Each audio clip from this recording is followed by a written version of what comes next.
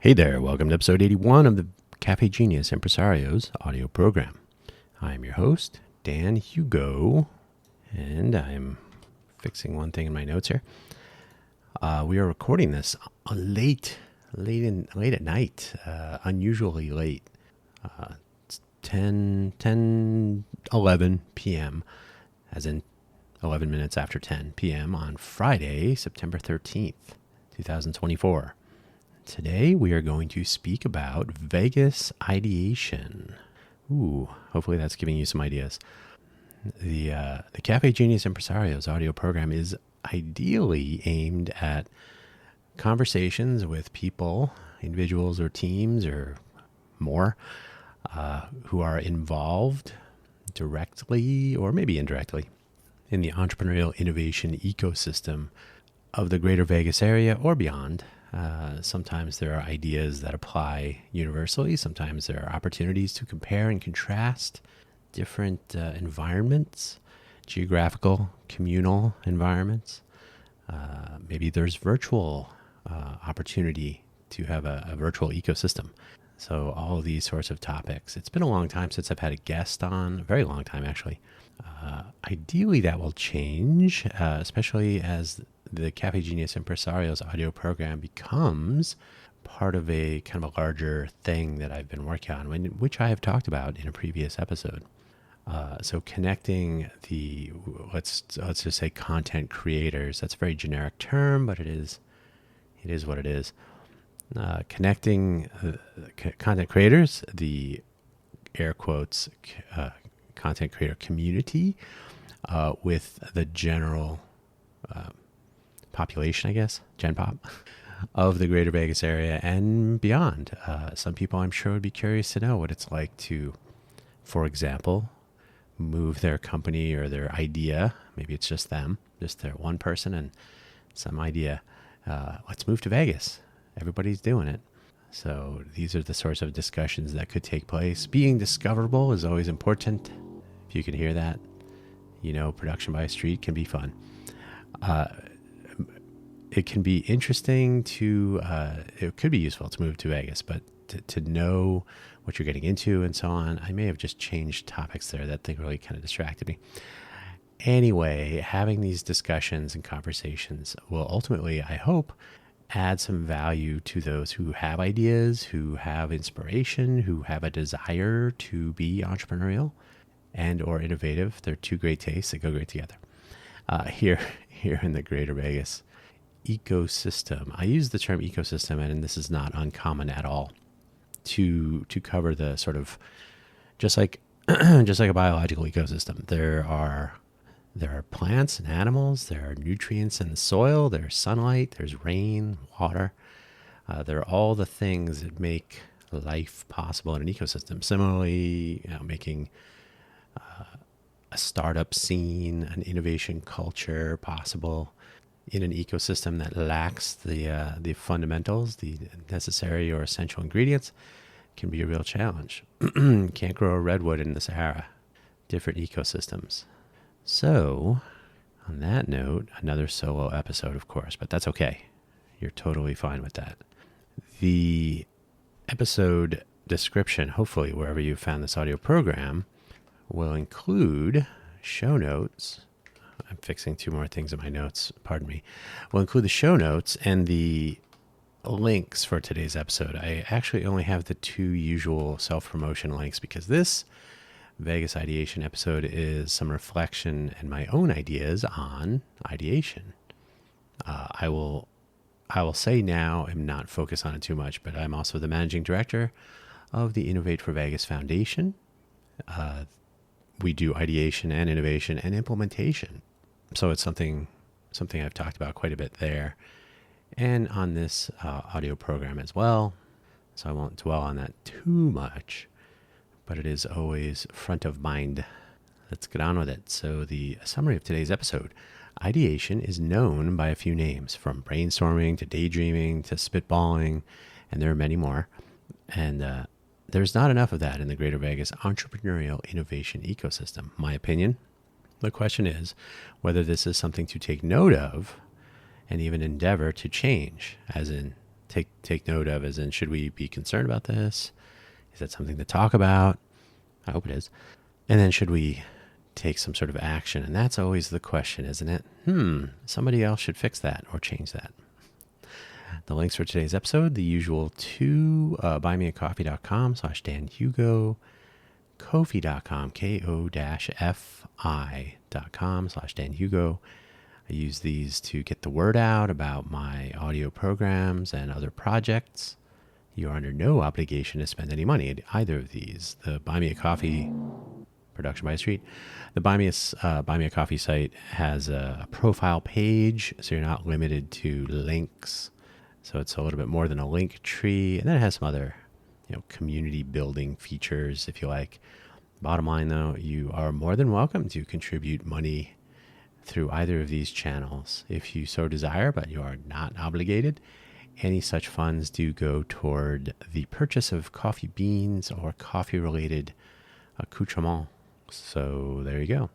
Don't need to spend any money, but you can find me. These are two sites, especially Buy Me a Coffee, but both Buy Me a Coffee and Ko-fi. I say Ko-fi to be distinct. It's probably coffee also. Ko-fi.com, Ko-fi. These make appearances quite often in open source projects. It provides a way for people who want to support people who are building, open source, or things that are generally free and probably useful and solve someone's problem. It's a nice way to give something back, but not required. And with that, on with the show. So what is ideation anyway? Any one person probably ideates a few times each day. You observe a problem. Somebody should fix that thing. A gap, a pothole perhaps, an annoyance, something that it seems to you would be easy. Like, why is this still happening? It should be fixed by now. Android and iPhone, for example. And we often call these a pain point, especially in my line of work, the whole engineering thing. The user pain point, where will they find a solution most gratifying? Like, that's been bothering me forever, and you guys you people and your engineering skills, and you ponder what you would do to fix or change or otherwise solve it. So you yourself might be thinking, I wonder if I could fix this. You may be an entrepreneur. It costs nothing and may lead to nothing. So you may have an idea. It may even sort of percolate a little bit into, you may make a sketch or a drawing or something. Like, hey, maybe this would work. And then you don't pursue it. You don't proceed. You don't turn it into something more. That's too bad. Sometimes an idea turns into something, though. Sometimes. And we can talk all day about entrepreneurs kicking off a business of some sort at their kitchen table, or generally converting that thing they were thinking about into some sort of action, some sort of a, side hustle turns into a $20 million a month, mega corporation or something. There are always interesting stories, no matter how they turn out, even the ones that fail, because if you try and do not succeed, then you still learn something. And those are the people who will tend to try again and maybe succeed. Another possibility is ideating with friends, which is probably the name of another podcast or meetup or something. It should be. The initial seed of an idea that may otherwise fade. You may be thinking, I don't have time for that, or it would never work. You kind of self-defeat. In engineering, this is analysis paralysis. Like, you think about it and then you realize, too much. It's too many things. You think about it so much that you talk yourself out of it. It gets some sunlight and discussion, though. If this idea can actually be shared, it might actually turn into something. So how do we ideate with friends? What does that even mean? The immediate thought might be, I need to keep my idea secret. I don't want to tell anybody. And sometimes that is important. Sometimes. If you came up with a way to manufacture gasoline without using oil, and it would just work in any car, keep that one to yourself. Make sure you talk to a lawyer. Get some documentation in place. But for the most part, it is something to ponder, but it will always remain a secret if you start off and maintain that attitude. It will never see the light of day. So sometimes you have to kind of take a plunge. You have to convert the idea into some sort of action at some point. You may regret not doing that. Certainly over my time on this planet, I've had multiple ideas that you see implemented by other people. They didn't steal my idea. No. We're going to talk about that. We will talk about that. But no, you see that it was a valid. Maybe they did it a slightly different way. Maybe your idea would not have worked, but it was still something that was, in need of a solution or a business wrapped around an idea to address a pain point or a gap. So you watch and you say, I had that idea. You're going to have to take that leap and see what happens. So there are at least two ways to go about this. At least two. There are more than two. They are not mutually exclusive. So I'll describe two here. There may be more. There probably are. These are free, quote unquote free, as in you can certainly pay someone as a consultant to work with you on your idea. That's a different thing. And by the way, in that case, you would have an NDA and an NCA. We'll get to that. But there are always two ways to go about this. Talk among people you know who are in a similar situation. It doesn't have to be specifically the same situation, but you may be in a classroom, especially if you're in a classroom, in a class, if you're taking, if you're still in school, if you're surrounded by people with a similar notion of what a problem might be, people you're comfortable working with, maybe on group projects and so on, or a meetup group with similar interests, comfortable chatting about these ideas. Maybe they're ideas that are off topic. You may go and meet up at a reading club, for example. So you're all reading the same book and discussing it and so on. And then there may be a chat time. And you say, hey, has anyone ever noticed? And then you go from there. And you might get some feedback. You don't have to you don't have to present it as a consulting discussion, right? Hey, I have an idea and I want your input. That may be for later. Maybe that's the next round of conversation. But if you can broach the topic, see if it gets a rise, gets a reaction, the lean in, so to speak. Oh, that sounds very interesting. And people lean in, they want to hear more.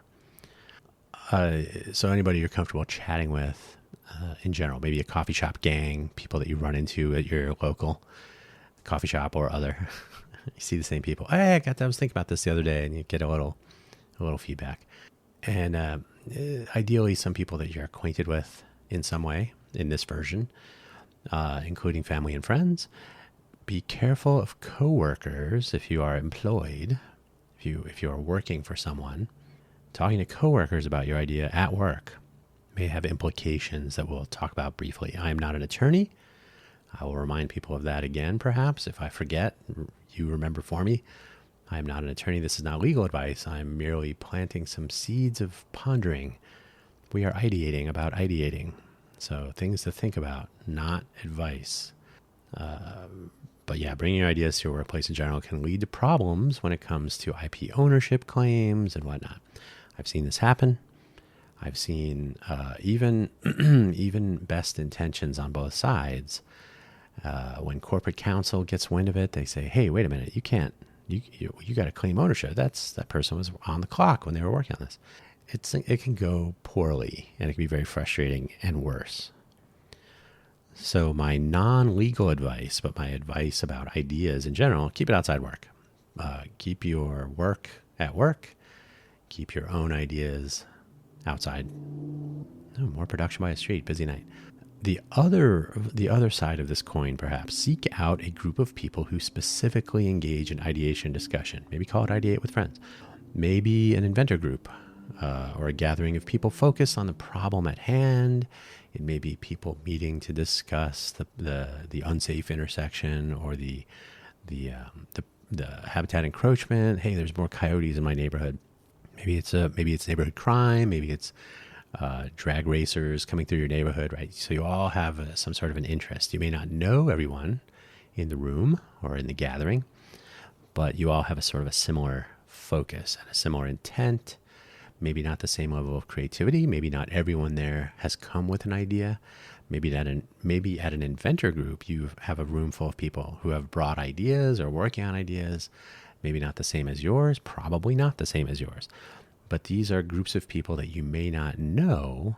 You may not be familiar with them. They don't know you, but you're all kind of in the same mindset, whether it's invention, innovation, or whether it's we have a problem and we need to ideate about it. And of course, that latter one is closer to what we're talking about today.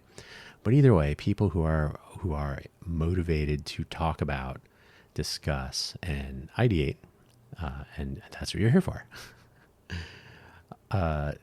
People who are aspiring or nascent. They're not aspiring in general. They're aspiring or nascent entrepreneurs. That is to say, they want to be one. Like, yeah, I've been thinking about maybe I should start my own whatever. Or nascent, as in I'm working on it.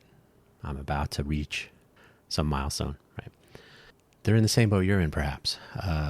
These are interesting people to talk to, especially those people who are engaged with their own thing. These are people whom you may not know or know so well, like I said, but who are in that similar mindset and may provide some thoughtful consideration to your idea. Maybe you can help them with their idea. And what's really interesting, especially when you're not, if you're in a room full of people with a similar problem that they're considering or a similar pain point, I listed off a couple of random examples. These are especially in the case of communities, geographical communities with that unsafe intersection or coyote problem, or, hey, we all live around the same thing that we have to try to deal with. So that's one way. They all may be looking for a solution without bringing a flashlight, cursing the darkness, no flashlight. So that is one variation, but you may also be talking to people with general ideas. These people are interesting because they're definitely they definitely know what it means to turn an idea into some sort of action, right? Some of the pitfalls, some of the considerations. They got their thing to work on though. So you're not going to be concerned about what if they steal my idea, which is the very next bullet point. Will people you speak with steal your idea? This is always possible, but never likely. I use always and never there, but take those with statistical salt.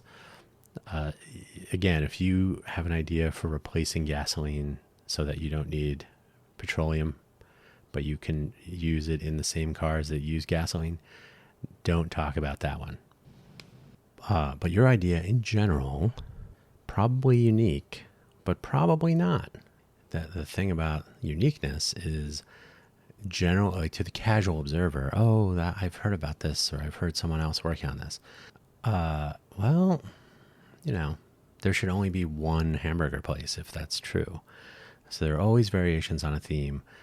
Will someone steal your idea? Well, they may have their own idea, or they may have an idea that's similar to yours, and they're like, well, I already have my idea.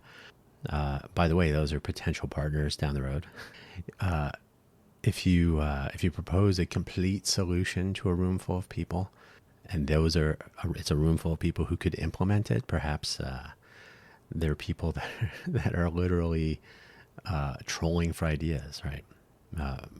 Maybe they'll take your idea. More likely, they'll take you, and they'll see about writing you a check and funding some part of your idea. Most of the time, you have these three things getting in the way of simple idea plagiarism, which is it's not a zero possibility scenario, but mostly not something to be overly concerned about. Don't let that prevent you from pursuing your idea. If you're that worried about it, by the way, you can always pay some consultants and have legal agreements in place and just discuss your idea and how to move forward with it. But if you are in a healthy community, I always use community in quotes, consider this. If you hang out with people you may choose to select a subset with whom you share trust. Perhaps there's the group of friends that you bounce ideas off of in general. Perhaps after having similar discussions over time, so you've built up this comfort level, sharing ideas and opinions becomes just a thing.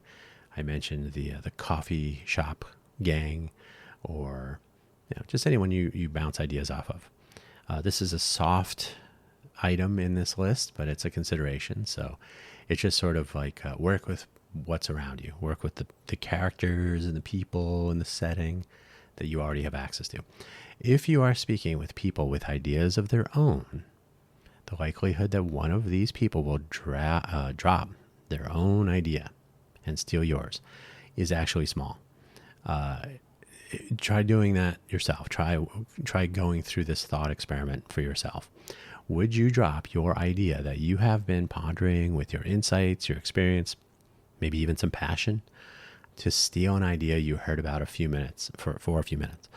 So someone spent a few moments talking to you, and you say, "Oh, this idea that I have that will solve a problem that I've been dealing with for years, and I think it's a good idea, and I could turn it into a business. Forget that. The thing I heard about for 5 minutes, I'm gonna go with that." Unlikely. So in most cases where you are careful to not, don't give the blueprints and the secret codes and all that. But if you talk about an idea with somebody and they are similarly inclined to have ideas and to pursue them, they got their time accounted for. So they may provide a little bit of insight. Sharing an idea conversationally is best done to get an initial reaction, perhaps, that lean in moment, a sense of validity. There may even be a hint or two.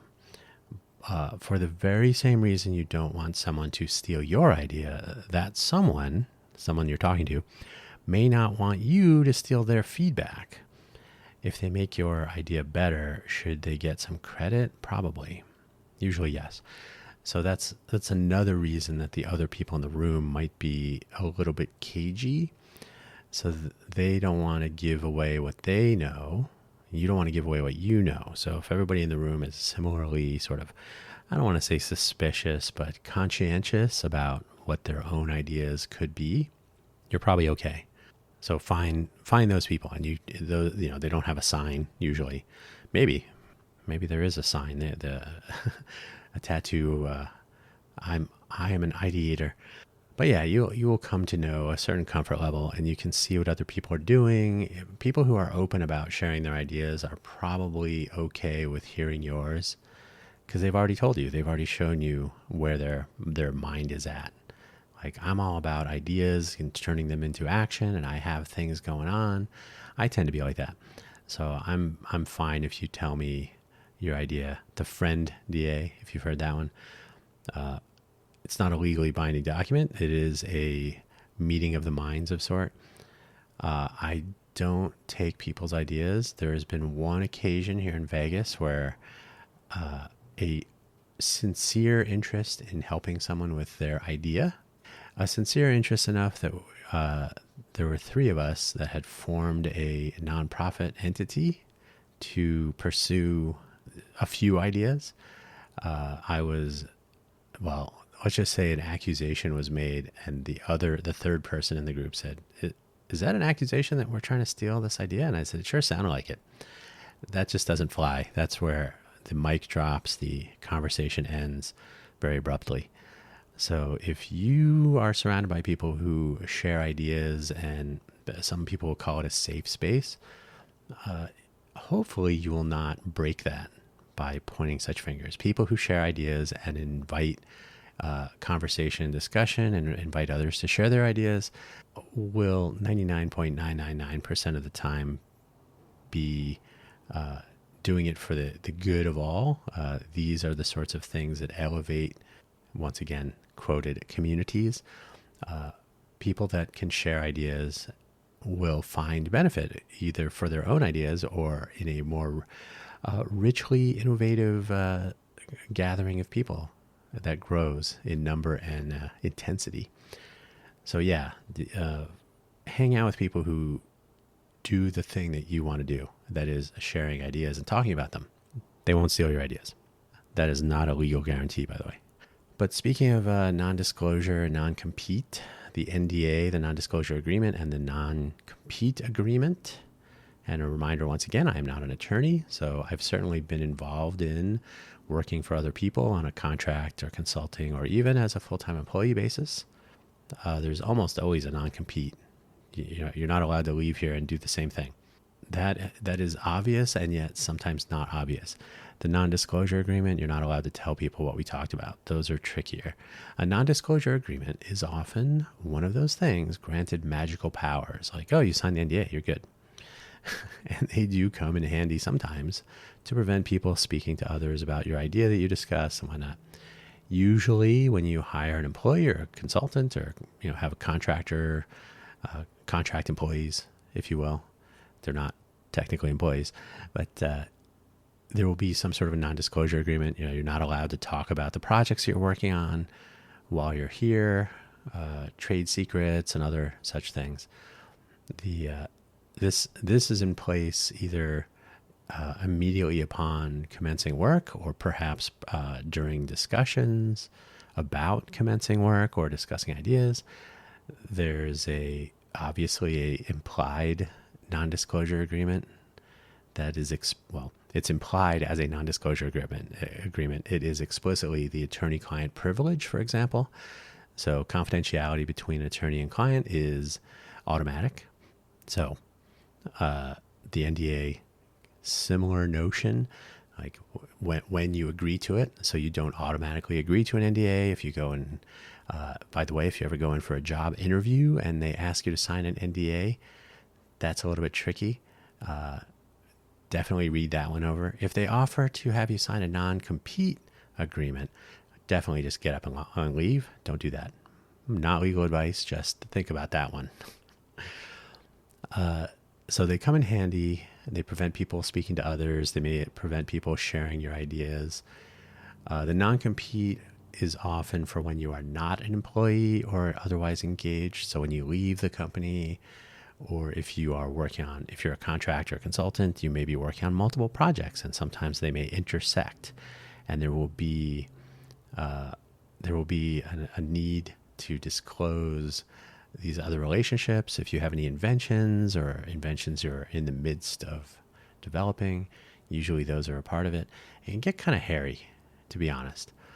But it usually takes money and some good lawyers, both maybe, if you need to pursue an NDA violation. So if you have an NDA in place with someone, especially if they are a bigger entity of some sort, if they violate it, then you have to pursue that, and that's not free. The same may not be a limitation of your counterparts. So if they are well funded and experienced and they've been doing that, they have a corporate counsel perhaps on staff, especially if you are working for them, then that's a little bit more of a concern. When speaking with a VC firm, venture capital, or other funding source, do not expect to enter into an NDA or even a non-compete. They don't have a need for such things. So when you are the small fish and you are dealing with a big fish, they can set the terms for such things a little bit more easily, and they can fund the enforcement of a non-disclosure agreement, right? And you see these in the news all the time, like so-and-so violated an NDA. Illegal out-of-court settlements usually include an NDA, so you're not allowed to talk about it. Fight Club, of course, has 2 non-disclosure clauses in their rules. So the VCs, anyone in the world of funding, especially in a vibrant entrepreneurial innovation ecosystem, Silicon Valley, its clones elsewhere, they talk to people with ideas similar to yours all the time. Not similar, identical, but similar enough so that they don't want to be encumbered by an NDA or an NCA. These are professional people. If they had a reputation for divulging your trade secrets, your intellectual property, they wouldn't be in business very long. On the other hand, they cannot agree to an NDA that won't allow them to have a conversation with with their awareness in mind, but they cannot be constrained from talking to a potential investment, right? There is a possibility that one VC firm, and that they would probably have to take care of this internally to keep everyone happy. But what prevents a VC firm from investing in 2 similar ideas? There's an implication that they will kind of know what both is working on, but they're not, you just don't share between and so on. Although they may actually encourage the 2 to get together. They may say, hey, you're both working on, you both have a talent pool. You both have the stuff you need to make this happen. We're investors in both of you. I don't know how often that is, how common that is, how often that happens, but it's not outside the realm of possibility, because at the end of the day, they want to make money on their investment. And so making 2 investments and then whatever happens next to lead to a return on that investment, it is what it is. So they will often sort of set the terms, and a non-compete clause, forget about that.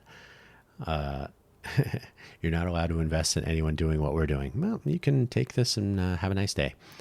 So they have no such need. You can't constrain their discussions with others. That's just the way it is.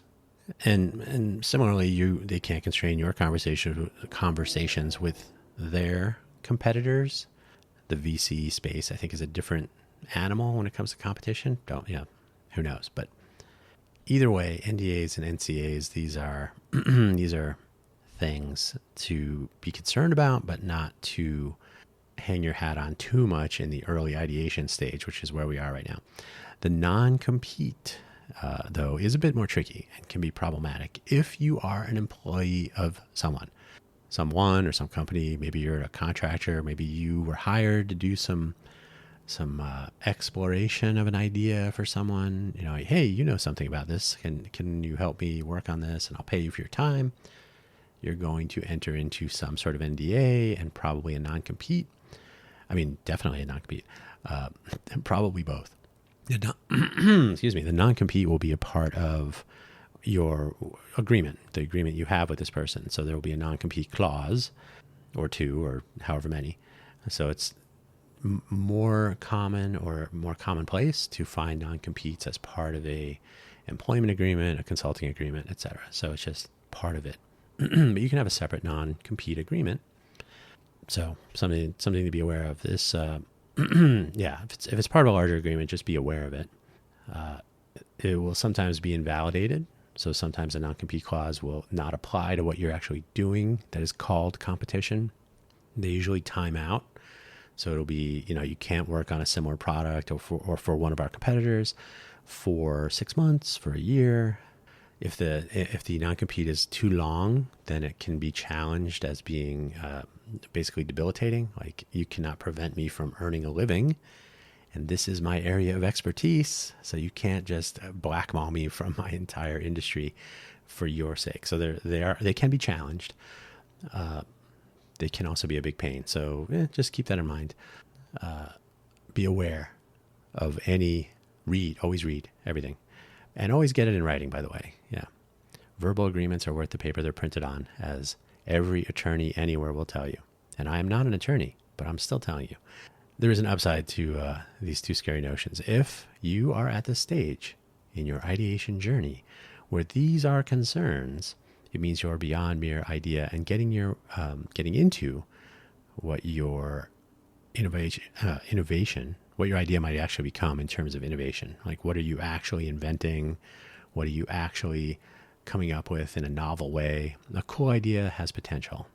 Once you are converting that into actual innovation, you may be thinking about patents, partnerships, possibilities, and these may include the need for NDAs and NCAs and attorneys and spending more money. You got to spend money to make money. That's what I've been told. Exciting times, but this is where you want to be, but this is not what we're talking about quite today. There is a fourth way, by the way, to get around the whole plagiarism concern. I mentioned 3 ways already. There's more than 3. There's more than 4, but there is a fourth way that I will offer. Don't share your idea. Don't share it directly anyway. If you are able, so this will take some creativity on your part. And by the way, this is a good exercise, because if you understand your idea enough, just enough, so that you can do this, that probably indicates that you are advancing along your ideation process. So turn your idea into some variation that is similar, but not the same, or maybe even completely different, but which includes some aspect of your original idea that you want to talk about, right? One example that's now it's not really relevant because I talk about the actual idea all the time. I've had working demos. I've shown people. It's been reasonably functional. When I would speak to people about my food truck platform idea, though, many years ago, I would speak about specific elements that apply to restaurants in general. So if I talked about menus or food allergies or menu availability or rotating menus or things like this. So there are aspects of food truckery that I could make more generic and talk about it in terms of restaurants. You could pick similar areas about scheduling, about how people want to find out about scheduling and schedule changes. That was easy to talk about with customers. Just go to a food truck event and ask them for their thoughts. Like, hey, if you wanted to find your favorite food truck, which maybe they were standing in front of it, tomorrow, what would be the most helpful, right? So you're not giving away your idea, but you're asking some pointed questions. You're asking about particular features or particular facets, particular aspects of a pain point, one of many pain points. So if you can distill your idea into just the things that you want to talk about, you don't necessarily have to share. You don't have to share enough so that it could be, I'm going to put this in quotes, stolen, right? And I cannot emphasize this enough. Most people will not steal your idea. They will not steal your idea wholesale. They'll not take your entire idea and change the direction of their entire life and say, I'm going to do what you were going to do. But one thing to be aware of is there is a possibility, especially if you speak to someone who is kind of working in the same space, like someone else who's building a food truck app. This actually happened. Oh, that sounds like a good idea. How would you do that? And I'd say, I'm working on it right now. In other words, I would like to implement that same feature in my platform. How would you do that? I'm going to go ahead and do it, and then you can see how it works and get to work on it yourself. So having an idea doesn't mean describing how to implement it. For example, I talk about the use of the IMDb model when it comes to food trucks. So any one food truck can be at different events on different days. They'll work with different food trucks. They'll have different lunch spots. They'll be, so all these things are all moving around, but they're all kind of interconnected. Just like, hey, I have a favorite actor, and I will use the term actress, even though that's sort of passé, but actor or actress and works with other actors and actresses. So you're like, which actor has worked with other actresses on this kind of movie? So if you can take an initial interest, it may be actors, and I'm differentiating because there is that level of interest, or who was the actress that played with a known actor, or who was the actor? So the gender would be important. Bottom line, though, because IMDb interconnects the performers and the crew of various productions, video, TV, movie, etc. They connect with each other, and then they chain between so that you can find one common actor or writer or director and all of their productions, movies, TV, etc. And then you can find out which people were in those and see what they were, so everything is sort of a big interconnected graph. So I described that to someone who was working on a food truck finder app. It's actually kind of junk, so I won't tell you who it is. So I said, I'm kind of inspired by IMDb, how everything's all interconnected. And this blew their mind. They had no idea what I was talking about. And that is why you never see this. It's because people think, you just want to know where the food truck is tomorrow. I also want to know where this one was 2 weeks ago and what other food trucks were there at that event 2 weeks ago, and so on. So when I've talked about this to people, they really don't quite grok it. Why? Because I'm sharing an idea, not an implementation.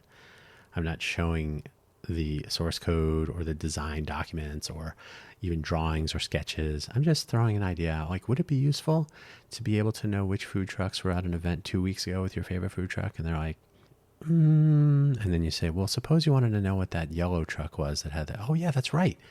Right. So you can usually draw out a response, and that's probably what you're looking for. Not always looking for implementation advice, just validating an idea, getting a response, getting that lean in. You don't have to give away everything for that.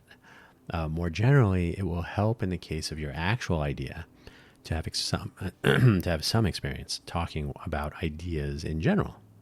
So I said general twice in that sentence. It's got to mean something. I call this a culture of innovation or innovation culture, and it does not simply show up on command. You have to cultivate it. I try saying, I have an idea in your favorite coffee shop, and see who leans in. And I have my story about this. I was it was actually a Starbucks, the Mercado Starbucks in Santa Clara. It was very near the 101 freeway. It was full of people. So we're in Silicon Valley. It's, it's got to be like early 2000s. No, not early 2000s. Sorry. Late 90s. Not quite the early 2000s yet. I was in Silicon Valley until 2001. Then I was in Silicon Valley in 2005. So I was mixing up my calendars. So it was probably, I'm going to say 1997. I think I was working at UMax at the time. So somewhere in there, 96, 97. Full coffee shop. Silicon Valley is humming along, doing its thing. And I said to someone, I have this idea. And you could feel the people in the next tables kind of pause a little bit and maybe tilt their head a little bit, crane their necks, prick their ears up a little bit. Like if I had been a room full of dogs, all of them would have tilted their heads, their ears would have gone up. They all would have been, like their mouths would have closed, like, oh, what's going on? Somebody say snacks. So this is just the nature of Silicon Valley, right? This is famous for breaking innovation. Breaking everything, for screwing up the minds of young kids, for destroying any notions of privacy, and of course making people money that don't deserve it. But it is also a place where a culture of innovation has prevailed in a demonstrable way. So having that culture of innovation, which did not simply spring up overnight. I've talked about the history of Silicon Valley before. It started in 1944 with Professor Terman, the dean of engineering at Stanford, often referred to as the father of Silicon Valley. So 1944, the ball begins rolling. The seeds have been planted and they are being watered and taken care of. And many years later, early 90s, things start to really happen. Now, Silicon Valley had been happening the whole time. It just didn't happen in the same way as it did when it hit the hockey stick. A sudden increase in available capital and ideas and certain H-1B visas to bring in more smart people to turn ideas into action and implementation and so on. If you do that here in Vegas, I'm going to suggest that you will have, first of all, most people have earbuds in or they're engaged in their own conversations. They won't pay attention to you in the slightest. So the culture of innovation is one where you have ideas and there are people around you who are interested in people who have ideas and are interested in seeing that continue more so than they are interested in stealing your ideas, if that makes sense. So how do you cultivate that mindset? I think the greater Vegas area has a lot of people in it doing their thing, which is fine. That's what the world is made up of. They're not always keen on discussing ideas or even presenting their own. I've definitely encountered that. There are people who have ideas who don't know how to present them, how to talk about them. That was the origin story of the pitch workout room, which was not a new idea. It was not an invention. It was literally an open mic for people with ideas. Get up and start talking. And you will get feedback and people will not steal your idea because you're giving a 5-minute version of an idea that you've never talked about before. So it will be rough and it will be incomplete and it will have holes in it and people will point those out and you will accept those happily because they're telling you where to go next. And that's exactly what happened. There are creative and innovative people here in Vegas. I don't want to suggest that that's a desert of I was going to say intelligence, but there's more to it than that.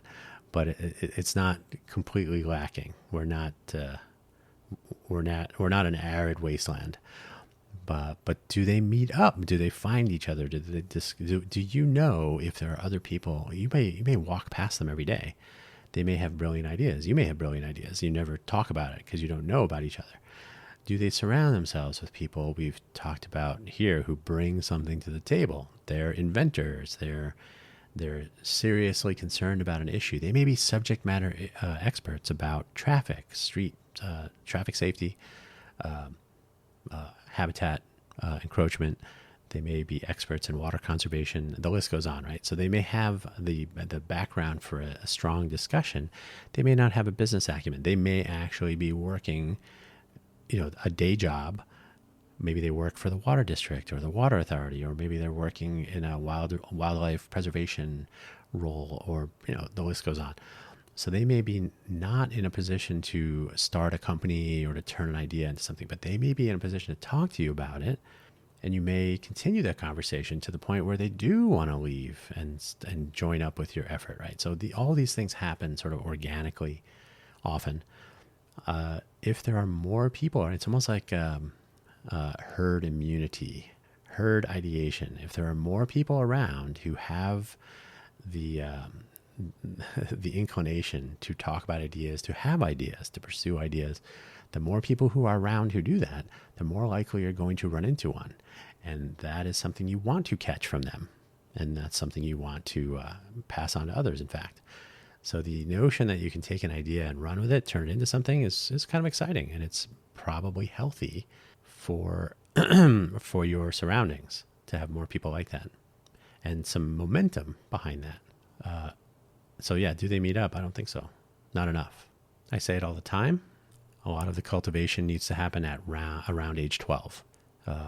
Continue from there forever. Ideally, this is a part of the education system. So when you're in 7th grade, what is it about age 12? What is it about 7th grade? I'm not a child psychologist. I'm not an expert in child education. By empirical observation from myself, from interacting with young people through the years, through the decades, there's something about that age and the way especially public school is structured. That's usually a junior high school. That's usually it may be a part of an elementary school, so a K through 12 school, or in my case, it was a separate school, a junior high school, 7 and 8, K through 8. And then typically you'll go on to high school. So I was in a junior high school, 7th and 8th grade, so 12 and 13 years old. And then you move on to high school. So essentially a junior high school is preparing you for this notion of having a homeroom and multiple teachers and having different people in different classes, different grade level. I mean, not grade levels, but an advanced biology class, which I was in, or a normal math class, which I was in by mistake for a while. So you can sort of stratify the student body into interest area. You can take electives. So, hey, I'm going to take wood shop, and I'm going to take home ec, and I'm going to take auto shop. Maybe some people start in that, an early auto shop, like how cars work, kind of thing. So anything that can kind of plant some seeds for an employee mindset, a vocational focus, or maybe some entrepreneurialism. So yeah, so right around age 12, there's like a natural, in our education system, a natural sort of pivot into being a little bit more involved in what you want to do with your school day. Again, with electives and whatnot, after school activities. It's a little bit easier to have junior high school kids participating in after school events as opposed to, age 5, age 10. So it just gets a little bit easier, 12, 13, and into high school. As far as the actual age and mindset of 12-year-olds, probably that will vary wildly, and I have no idea what the brain chemistry of your child or any other child is like, so I can't say specifically. So I'm speaking anecdotally, but generally. Around age 12, there should be a dramatic increase in the amount of time someone says, if you have good ideas, you should try them out and see what happens. If you're interested in something, you should pursue it and see if it really is interesting to you. You should try experimenting in, and we're keeping it clean here and we're keeping it safe and legal. So if you are interested in cooking, you should experiment with cooking. If you're interested in streets and traffic, you can experiment with traffic flow and calculating flow patterns and safe flow rates and all that stuff. So you can actually deep dive into areas of interest, and this is the age to begin doing it, and see if things are interesting. And that's where you take ideas and turn them into action. And that's a good habit. Extracurricular activities are essential at this point if your school is not coming through for you. If your education system is a little bit weak, as we sometimes hear about here in Southern Nevada, extracurricular, you should enable the thirsty mind to drink from a fountain somewhere, even if it's after school. Extracurricular activities are essential, to repeat myself. The ability to communicate ideas, to develop them along a path of ideation, as I mentioned, to develop them alone or in collaboration with others. So if you're able to describe the idea and how it's coming along, how it's moving, and you can work on it by yourself or invite others to collaborate, turn that into action. This is all innate in some, but it is still something you have to practice, right? So even if I'm just naturally good at sharing my ideas, that's okay, but you should practice because not everybody is. And part of the challenge of I'm just able to share my ideas is the other part of that conversation. The person you're talking to may not be completely aware of how to accept ideas and discuss them. So everybody can learn by doing. which is what I suggest. If there is any desire to turn a geographical area into some sort of innovation hub, which comes up quite a bit, I've spoken about this many times, innovation destination Vegas, in my opinion. Building an innovation corridor with coffee shops and meetup spots is not the magic. They seem to think it is in Clark County, but it is not, especially when these things already exist in abundance. You can go, this is Vegas, you can go just about anywhere, anytime, and meet up at any age, really, when you think about it. Unlike Field of Dreams, if we build it, they may not come. Merely building more coffee shops and meetup spots and workspaces and co-work rooms or whatever. There's a whole presentation. I've talked about this before, about the proposed innovation corridor, which is actual construction and real money being spent without any notion of whether there are people there.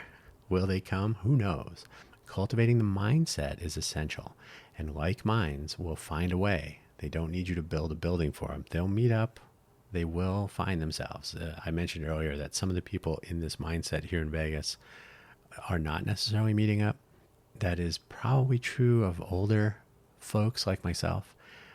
If you start at age 12 and people are already familiar with identifying people with ideas or people who want to talk about ideas and hanging out with people who want to talk about ideas, you don't have to build a coffee shop for them.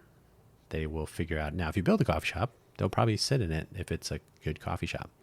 But that is not the magic. The magic comes from ideation in the minds of the people around you, and maybe you yourself, and hopefully that does include you. So there you go. I would love to see more ideation and a culture of innovation in the greater Vegas area. It's been a factor in all of the things I've talked about and the things I'm working on. I think we can do better. I think we need more competent and mindful people driving this crazy thing. When we get there, we'll get there. Until then, you're going to have to build a stadium or tear up a street or cut down some trees or blow something up or commit some crimes or enter politics. Those are basically the same thing. You'll have to do some of those things that get attention here, because shiny objects such as those are what people are more concerned about. Your ideation, innovation, and implementation will have to take place on your own time for now. Thank you so much for listening. As always, don't forget the buymeacoffee.com/DanHugo page and the ko-fi.com/DanHugo. That's ko-fi.com/DanHugo. These are sites that are often used to support open source projects and content creators such as myself. But you do not need to pay money. You can just be aware that I do produce 4 audio programs each week, different ones. Let's Innovate for Vegas Foundation for our 501c3 public charity, Quaggling Sand, FFS Talk, and this, the Cafe Genius Impresarios audio program. And on that note, I will leave you on this Friday the 13th in September 2024. The year is nearly done already. It just started. Crazy. And time is 11:10 p.m. Now we're going to see how much of my silence I can truncate, because this went just under an hour. I thought it would have been more brief. If you're still listening, thank you. If not, thank you still. Bye-bye.